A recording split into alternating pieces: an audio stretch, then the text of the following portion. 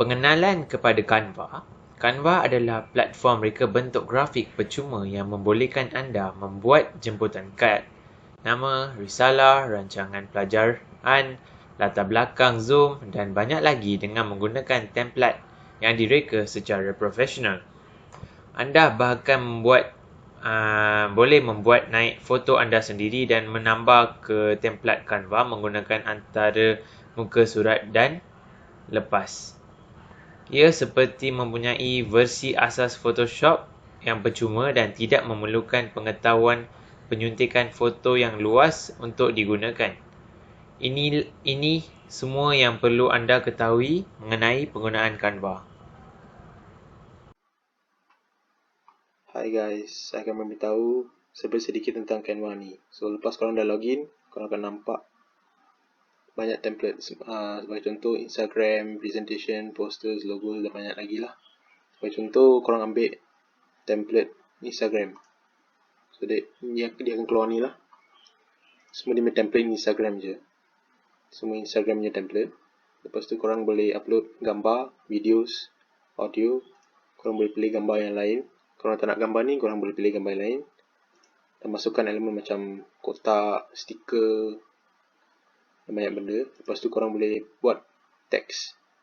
Nak teks custom, teks korang sendiri ataupun yang teks yang disediakan. Lepas tu korang boleh addkan music, videos dan tukar warna background lah. Tukar warna apa korang nak, korang suka. Okay, lepas tu korang boleh add page dan tukar size. Yang ni semua tukar size. Lepas tu korang boleh download, share kepada dalam Facebook lah, Twitter, ikut korang lah. Dan print dia boleh print dalam bentuk business card, posters, flyers dan banyak lagi. So tu je lah. Terima kasih.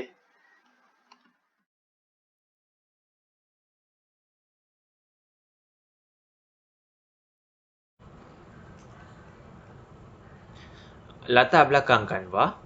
Canva ditubuhkan di Sydney, Australia oleh Melanie Spelfkin, Cliff O'Brien dan Cameron Adams pada 1 Januari 2012. Pada tahun pertamanya, Canva mempunyai lebih daripada 750,000 pengguna. Pada April 2014, pakar media sosial dan teknologi Guy Kawasaki bergabung dengan syarikat ini sebagai ketua pengajur jenama.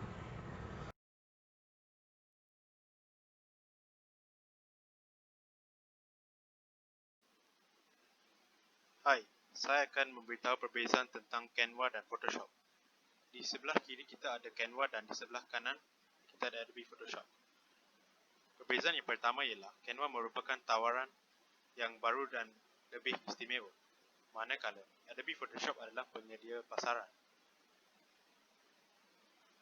Canva lebih tertumpu di pasaran perniagaan kecil kerana pakej percuma yang kuat dan fokus pada accessibility pengguna. Manakala Adobe Photoshop merupakan perisian yang penggunanya perlu membuat sedikit pembayaran sebelum dapat menggunakan perisian ini. Selain itu, Canva membezakan dengan menjadi lebih mudah diakses oleh pengguna yang lebih casual atau tidak berpengalaman. Canva menyediakan versi percuma yang cukup memadai untuk banyak tugasan asas dan termasuk berbagai template untuk kes penggunaan umum seperti grafik media sosial.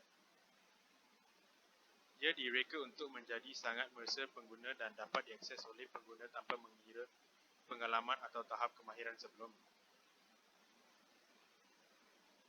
Manakala, Adobe Photoshop telah banyak melabur dalam kemampuan penyuntingan yang hebat dan maju. Ini membolehkan Photoshop memberikan fungsi yang lebih mendalam untuk kebanyakan keperluan penyuntingan dan reka bentuk grafik. Jangkauan dan kedalaman kemampuannya menjadikan Photoshop sesuai untuk pengguna yang kerap menggunakan perisian seperti ini.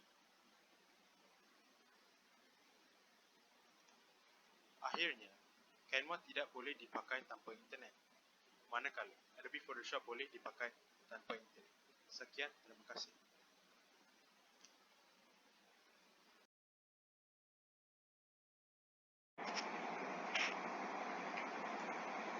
Tujuan kanvas untuk pendidikan.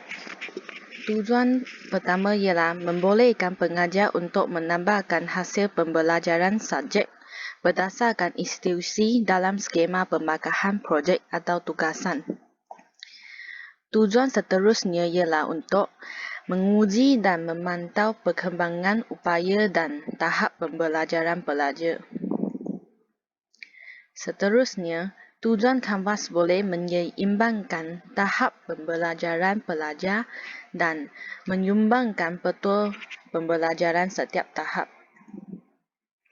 Tujuan yang seterusnya ialah kanvas boleh memberi sokongan inovasi pengajar, menyumbangkan idea-idea pelajar dan menghubungkan semua pengajar dan pelajar dari seluruh dunia.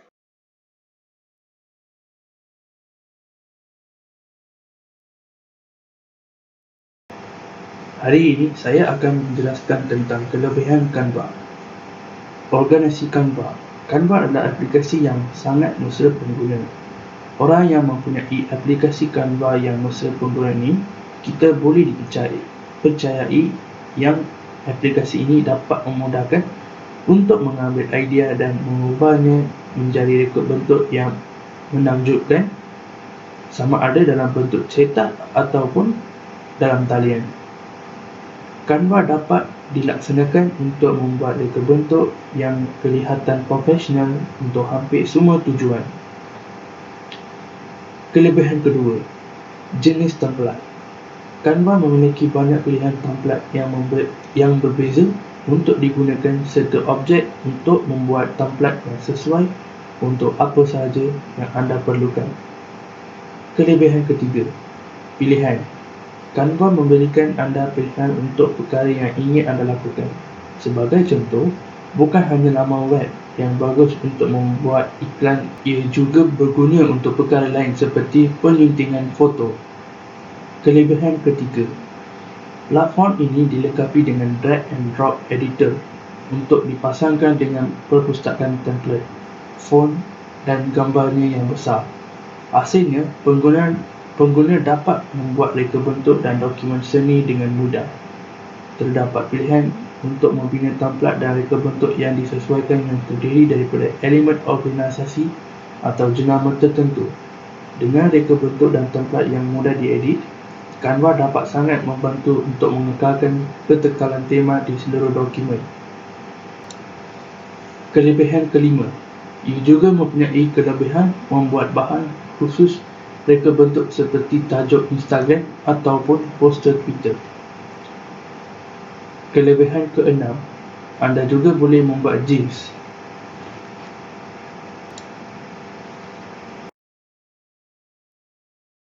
Sekarang saya ingin membincangkan keburukan Canva. Harga berbanding kualiti. Sekiranya anda menggunakan versi percuma, ada beberapa halangan yang tidak dapat membiarkan anda menjadi kreatif seperti yang anda mahukan. Contohnya, jika anda memilih sesuatu template yang menarik, kadang-kadang template itu mempunyai versi Pro. So, jika anda nak template itu, anda perlu bayar dan menjadikan akaun anda sebagai versi Pro. Kedua, kekurangan kemudahan di Canva. Maksud saya adalah, jika saya ingin memasukkan gambar pada reka bentuk saya di Canva, saya perlu memuat naikkan, iaitu upload, terlebih dahulu di Canva. Ini membosankan dan saya lebih suka memuat naik gambar secara langsung ke dalam reka bentuk tanpa perlu memuat naik ke Canva, kemudian memilih dari Canva untuk menampalnya di reka bentuk saya. Ketiga, penampilan Canva semasa kita menggunakan dalam telefon bimbit. Aplikasi mudah alik, iaitu mobile app, harus memastikan fungsi dan ciri yang sama seperti pada versi desktop, iaitu versi komputer. Contohnya, apabila anda mengulik kembali aplikasi mudah alik mobile app, separuh masa kerja anda akan hilang. Saya memberi contoh situasi untuk anda. Kalau anda sedang membuat editing di dalam Canva versi mobile app, tiba-tiba anda mendapati mesej daripada WhatsApp dan tekan terus untuk membalas mesej anda. Selepas itu, jika anda masuk balik ke Canva, kerja yang anda lakukan akan hilang serta-merta.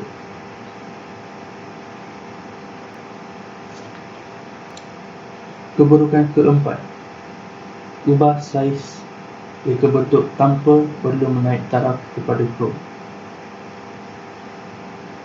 Maksud saya adalah kita tidak dapat mengubah saiz reka bentuk kita kerana aplikasi Canva ini memerlukan kita menukar ikon P ke versi Pro. Kalau kita tak upgrade ke Pro, iaitu versi Pro, maka kita susah nak ubah sesuaikan saiz reka bentuk kita dan kita perlu mengikuti saiz yang diberi oleh Canva sahaja. Ini adalah kekurangan Canva yang agak tidak memuaskan sekali.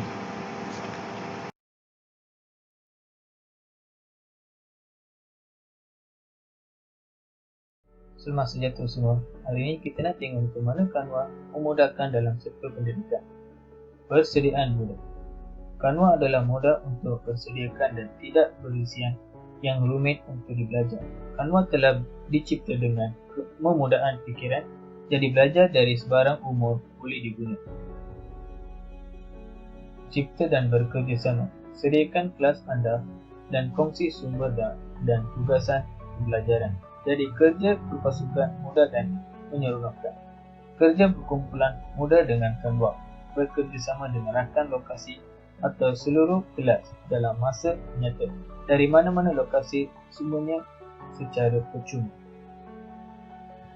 Tertipkan di mana sahaja dengan mana-mana cara.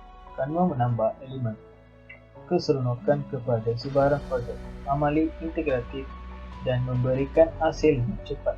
Guru berkata bahawa mereka nampak mata anak murid mereka bersinar ketika mereka menemui kebolehan mereka apabila mereka menggunakan Canva. Sertai komuniti guru Canva. Canva mempunyai komuniti Facebook aktif yang menguasakan guru untuk menggunakan Canva sebagai alat untuk pendidikan. Sertai dan mula menguasai idea, plan dan sumber belajar dengan guru lain. Terima kasih.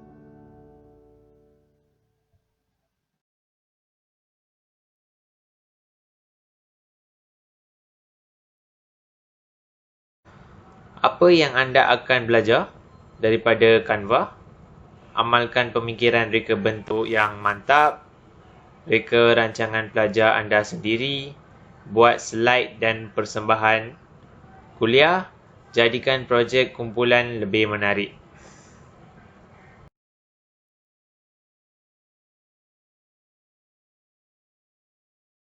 Selamat sejahtera kepada semua.